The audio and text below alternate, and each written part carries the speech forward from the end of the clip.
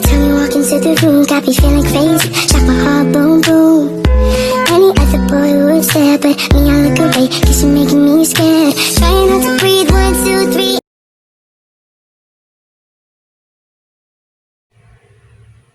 Halo, Assalamualaikum warahmatullahi wabarakatuh. Om Swastiastu, Namo Buddhaya, Salam Kebajikan. Perkenalkan, nama saya Dini Putri Saapo. Saya adalah mahasiswa dari Universitas Pembangunan Indonesia Manado, Fakultas Keperawatan, Program Studi Ilmu Keperawatan, NIM 2314-2010-67, kelas A2 semester 5. Dalam video ini saya akan memberikan edukasi mengenai penyakit ulkus decubitus. Baik, mari mengenal apa itu ulkus decubitus. Di mana decubitus merupakan lesi atau kerusakan struktur anatomis dan fungsi kulit normal yang disebabkan oleh kerusakan eksternal yang terjadi secara terus-menerus pada daerah yang ada penonjolan tulang sehingga kerusakan jaringan yang dibawanya dan tidak sembuh dengan urutan dan waktu yang biasa. Dengan kesimpulan bahwa decubitus adalah kerusakan atau kematian kulit sampai jaringan di bawah kulit, bahkan menembus otot sampai mengenai tulang akibat adanya penekanan pada suatu area secara terus-menerus. Jadi, mengapa ulkus decubitus dapat terjadi? Ada dua faktor yang memicu terjadinya ulkus decubitus. Yang pertama ada faktor intrinsik, yang kedua ada faktor intrinsik. Faktor intrinsik terdiri dari 4 poin. Yang pertama, tekanan. Kulit dan jaringan di bawahnya tertekan antara tulang dengan permukaan keras lainnya seperti tempat tidur atau meja operasi. Tekanan singkat dalam waktu yang lama sama bahayanya dengan tekanan berat dalam waktu yang singkat. Apabila tekanan antara muka lebih besar daripada tekanan kapiler rata-rata, maka pembuluh darah kapiler akan mudah kolap. Daerah tersebut menjadi lebih mudah untuk terjadinya eksemia dan nekrotik. Yang kedua, gesekan atau pergeseran. Gesekan berulang akan menyebabkan abrasi sehingga integritas kulit atau integritas jaringan rusak. Kulit mengalami regangan, lapisan kulit bergeser menjadi gangguan mikrosirkulasi lokal. Yang ketiga, kelembapan. Jaringan yang mengalami maserasi akan lebih mudah mengalami erosi. Selain itu, kelembapan juga mengakibatkan mudah terkena pergeseran dan perobekan jaringan. Selanjutnya yang keempat, kebersihan tempat tidur. Kebersihan tempat tidur juga dapat memicu terjadinya ulkus decubitus. Alat-alat tenun yang khusus dan kotor atau peralatan medik yang menyebabkan klien terfiksasi pada suatu sikap tertentu juga memudahkan terjadinya decubitus. Selanjutnya ada faktor intrinsik. Faktor intrinsik yang pertama adalah usia. Pada usia lanjut akan terjadi penurunan elastisitas. Pasien yang sudah tua memiliki risiko yang tinggi terkena luka tekan karena kulit dan jaringan akan berubah seiring dengan penuaan. Selain itu, akibat dari penuaan adalah berkurangnya jaringan lemak subkutan, berkurangnya jaringan kolagen dan elastin, menurunnya efisiensi kolateral kapiler pada kulit sehingga kulit menjadi lebih tipis dan rapuh. Selanjutnya yang kedua ada penurunan sensori persepsi.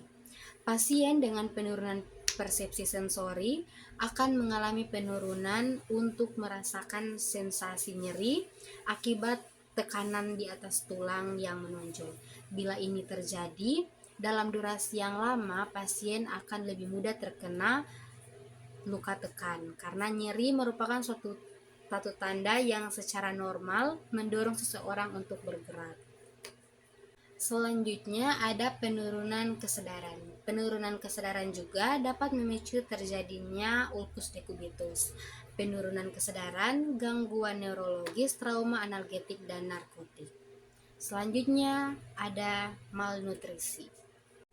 Orang-orang yang mengalami kekurangan gizi atau malnutrisi tidak memiliki lapisan lemak sebagai pelindung dan kulitnya tidak mengalami pemulihan secara sempurna karena kekurangan zat-zat gizi yang penting. Karena itu, klien malnutrisi juga memiliki resiko tinggi menderita dekubitus. Selain itu, malnutrisi dapat mengganggu proses penyembuhan luka. Selanjutnya ada mobilitas dan aktivitas. Pasien yang terus-menerus berbaring di tempat tidur tidak mampu untuk mengubah posisi akan berisiko terkena luka tekan. Orang-orang yang tidak dapat bergerak seperti orang lumpuh, sangat lemah atau dipasung juga dapat memicu terjadinya ulkus dekubitus. Selanjutnya, merokok. Nikotin yang terdapat dalam rokok dapat menurunkan aliran darah dan memiliki efek toksik terhadap endotelium pembuluh darah.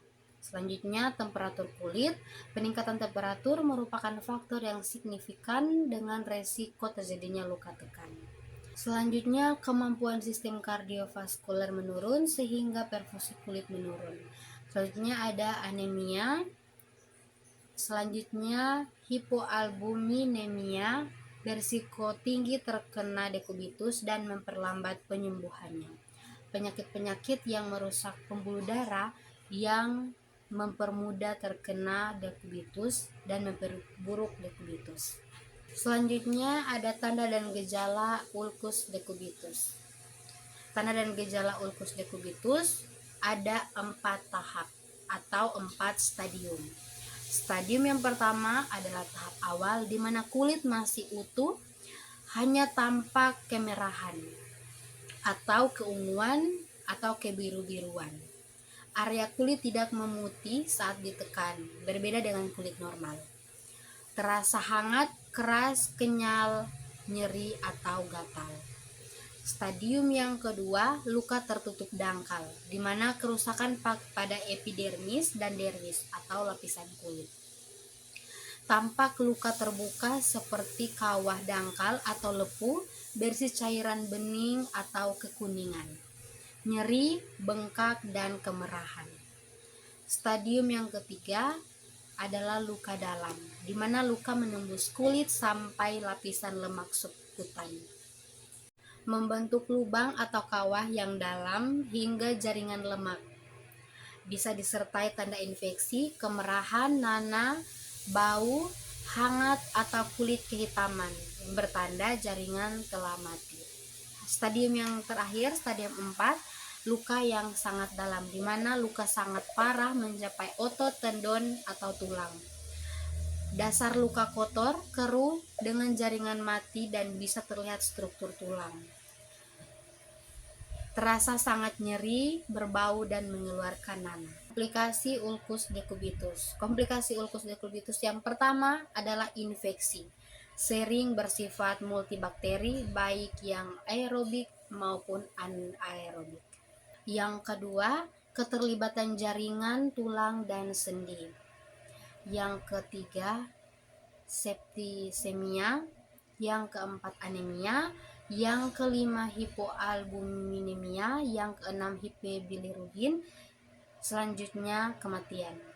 Komplikasi yang sering terjadi pada pasien yang mengalami ulkus dekubitus adalah terjadinya infeksi pada daerah luka yang diakibatkan karena perawatan luka yang tidak adekuat. Semua luka mengandung bakteri yang dapat menyebabkan suatu keadaan infeksi. Baiklah, sebelum terjadinya komplikasi, mari memahami bagaimana cara mencegah terjadinya ulkus dekubitus. Yang pertama, memanajemen tekanan. Ada 3 poin. Yang pertama, ubah posisi secara teratur. Ini adalah langkah pencegahan paling penting. Dengan mengubah posisi tubuh setidaknya setiap 2 jam jika di tempat tidur dan setiap 15 menit hingga 1 jam jika duduk di kursi biasa. Gunakan bantal atau alat bantu posisi lainnya untuk menyangga area tubuh yang berisiko seperti tumit, siku, punggung bawah, dan kepala belakang. Selanjutnya, yang kedua, gunakan permukaan pendukung yang tepat. di mana hindari menggunakan bantalan berbentuk donat karena dapat memusatkan tekanan di area sekitarnya.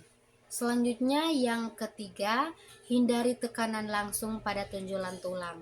Saat berbaring miring, hindari berbaring tepat di area pinggul. Sedikit miringkan tubuh dan gunakan bantal untuk menopang. Yang kedua, perawatan kulit. Ada 4 poin perawatan kulit. Yang pertama, jaga kebersihan kulit. Mandi atau bersihkan kulit secara teratur dengan sabun lembut dan air hangat. Keringkan kulit dengan lembut, jangan digosok.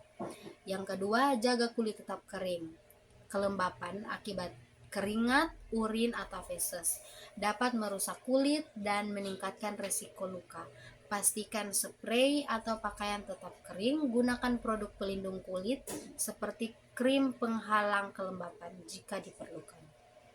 Selanjutnya yang ketiga, periksa kulit setiap hari. Periksa seluruh area tubuh yang rentan terhadap tekanan. Selanjutnya yang ketiga, perhatikan tanda-tanda awal seperti kemerahan, kehangatan, atau bengkak. Area yang merah yang tidak kembali ke warna normal setelah ditekan adalah tanda peringatan dini. Selanjutnya, poin yang keempat, hindari pijit langsung di area tulang menonjol. Memijat area ini justru dapat merusak jaringan di bawah kulit.